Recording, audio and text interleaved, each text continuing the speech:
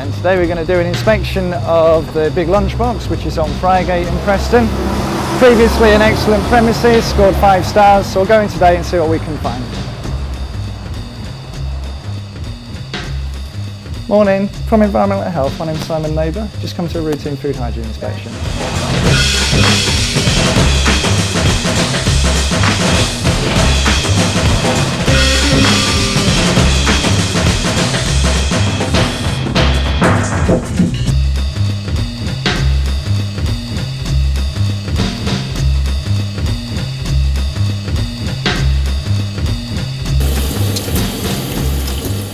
Okay, so the wash hand basin's nicely set up. We've got good temperature water, got soap there, nail brush, all clean and tidy. Towels are handy. The whole place is looking nice and clean as well.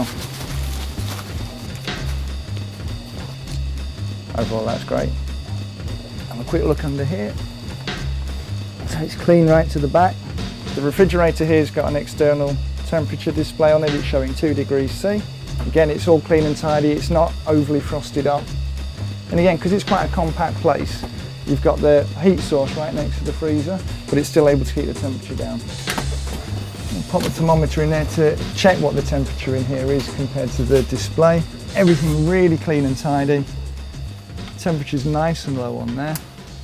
Yeah, the whole point of the scheme is getting 5 stars. We want consumers to be able to say, 5 stars, this is where I want to eat. So over the last 3 years since we've launched, we've got more and more 5, 4 and 3 star premises. Anything that's scoring 3 stars or more is broadly compliant. That's all that we're after. But it's commercial pressure just encourages compliance. We last inspected it 6 months ago, a 1-star premises last time. The wash hand basin was absolutely bone dry. We were fed some line about the guy uses the toilet in the house next door. This time, if we're not compliant, we'll be interviewing the boss under caution. We had a final verbal warning with him last time, so see how this one turns out. Hopefully they took on board everything we said. I'm not sure it'll be as easy as that. I'm just wondering now if it's going to be the same 2 guys, if they'll remember me. Hiya, from Environmental Health. My name's Simon Neighbour, just come to a routine food hygiene inspection.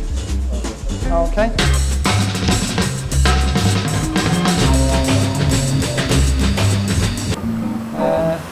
Yeah, we'll go and wash our hands and see how we go from there. Right. It's pretty steep stairs, not a lot of light. Absolutely bone dry. Oh, there's 1 drop of water in there, but the rest of it's dry. The water's off the top, and that's been watered down. Plaster which has crumbled out of somewhere. We've got a bar of soap, dirty soap. Something you don't see very often. All of this has just been wet a few times, so all of the paint's peeled up. No idea why the sponge is here. Yeah, unfortunately, that's no good. Okay. That's pretty poor. That's rubbish. It's not looking particularly clean, and we've got exposed packaging over there. Okay, so the guy's living above the shop. Got a nice area here for the light switches. And you can see how discoloured it is all around it, right on the wall. So every time you turn that light switch on and off, you're contaminating your hands with whatever dirt and debris is on there. So if you took a swab of that, you'd find all sorts swarming on there. And again, you can see the state of the handrail. In the refrigerator, not a lot of stock. Stuff is used by dates. So we'll have a look at the ones which are 22nd and 23rd because they're out of date.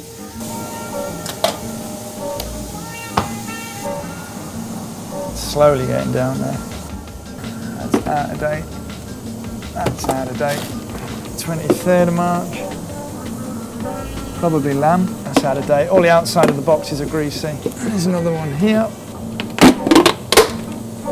So the yoghurt in here. Separated a bit, which will go with the date. It smells pretty rancid if I'm honest. In here. There's a bit of tikka sauce on some chicken. Possibly. 21st, we're on the 24th today, so that's 3 days out of date. It's not particularly good in there. Now I need to wash my hands again. Okay, so to start off, I just want to wash my hands. Where's your wash hand basin? Is that just tucked in at the back? Cool. It's not so bad. Just watch this when you're cleaning up, because a little bit of grime. I've been doing this job for 15 years now. Every day is different, and that was one of the main reasons for getting into this job. Working for the council doesn't win you many fans, but it is reassuring to know at the end of the day that you're doing a good job and you're working to help protect people's health. It's not brand new, but it's in reasonably good condition. Quite often they'll put this down to stop themselves slipping. The better solution is to make sure all the extract system's working properly. It stops the grease settling in the first place. Prevention's better than cure. I'll just pop it in this food and find out how long it's been in here, see what temperature the food's at. 11 degrees C, so that's 3 degrees warmer than it should be is your legal maximum. I've checked some of the foods in there. The food's also around about 10 degrees, can go up to 12 degrees. One was 12 and a half. It should be 8 degrees or colder.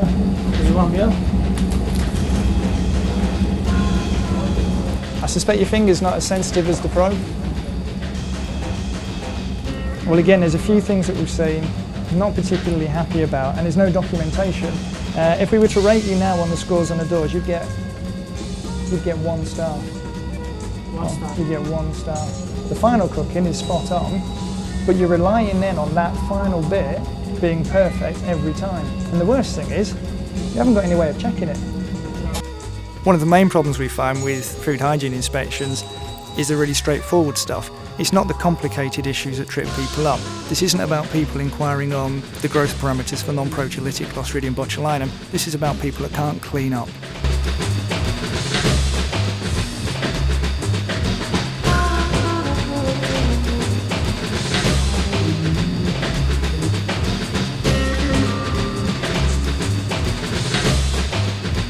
Is that since the scheme was launched in 2007, around 75% of businesses were broadly compliant, which means that they got 3 stars or more.